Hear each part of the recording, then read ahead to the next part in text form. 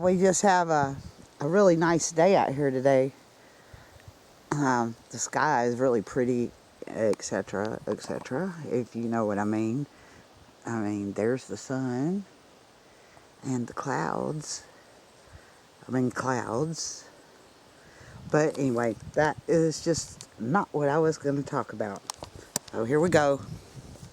Now, everybody knows I wasn't really brought up in a religious environment at all.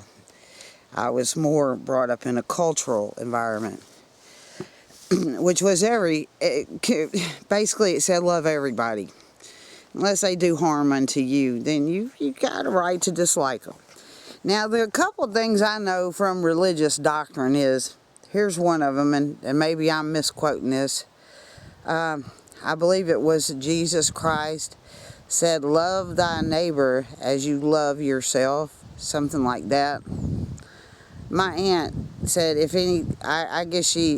my grandmother was kidnapped and had to go to an Indian school, and they cut her hair off. And then an Irishman who worked with my grandfather, because she was married my grandmother when she was kidnapped, an Irish guy who was a furrier and a blacksmith with my grandfather in Kentucky. They lived in a very primitive situation, no electricity, no nothing. Went and what money they made, he went and bought my grandmother back as a slave. The Irishman did, to deliver to my, her husband. He didn't do anything to her. So she could be sold as a slave. Believe that or not. Okay, anyway, I think the one thing she remembered is, just through her probably 3 or 4 month stay there while they were raising money to go buy her back, was Jesus's words were, love thy neighbor as you love thyself. And she couldn't really follow along with that very well because they didn't seem to love her very much. She was pretty much abused.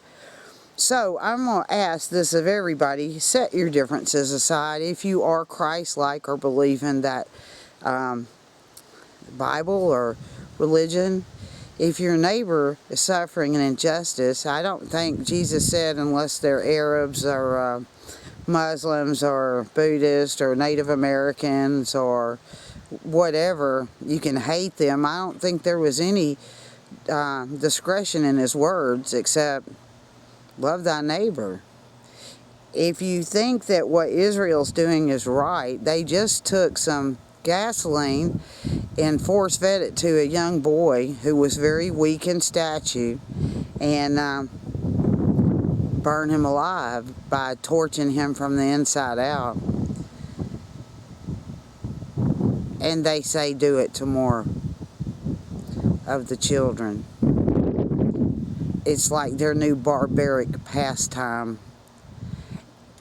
I'm really hurt with seeing this because I think humanity has hit a downfall to complete. Actually, I think humanity has hit the lowest point I've ever seen it. And I've seen some pretty low points here in the United States of America. Being that I'm a different color, I'm not black, I'm not white. That actually makes people be a little bit more racist, and I'm going to use the word racist because racism is alive and well. I see people dividing on this, and I'm just going to tell you, if you're a human being, we are all connected. No one's better than the next. And I think this Jesus dude said it right. Love thy neighbor as you love thyself. And we all love ourselves, and we love our children. I think he was saying respect one another and your cultures and your differences, because that's how you learn from one another. Didn't he hang out with the most despicable people on earth?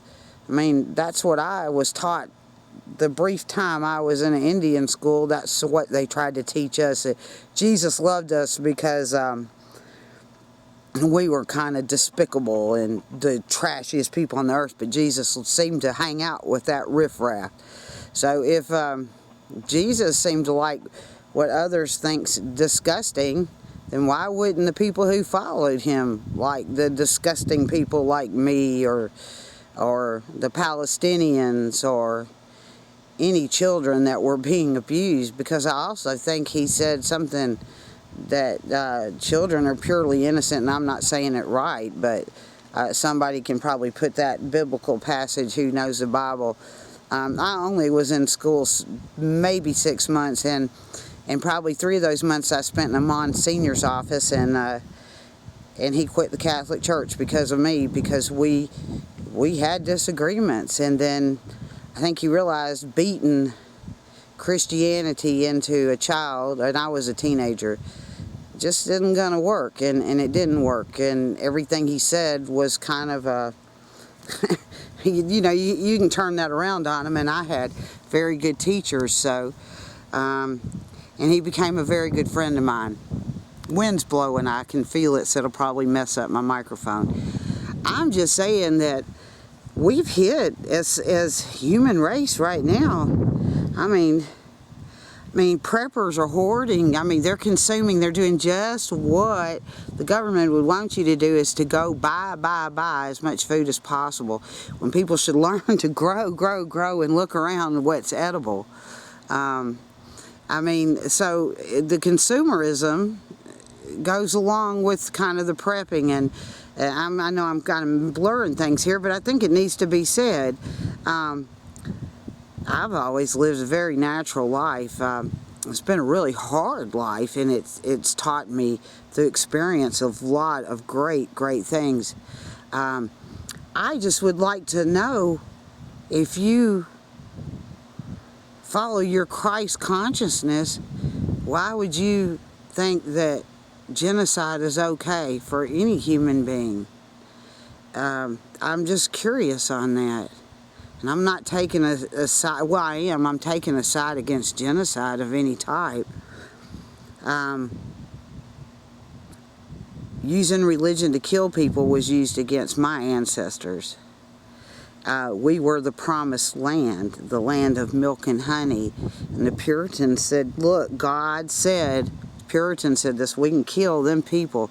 Well, I don't think God said any such thing, because the Creator created all of us. Now, if the Creator is flawed, then we're flawed.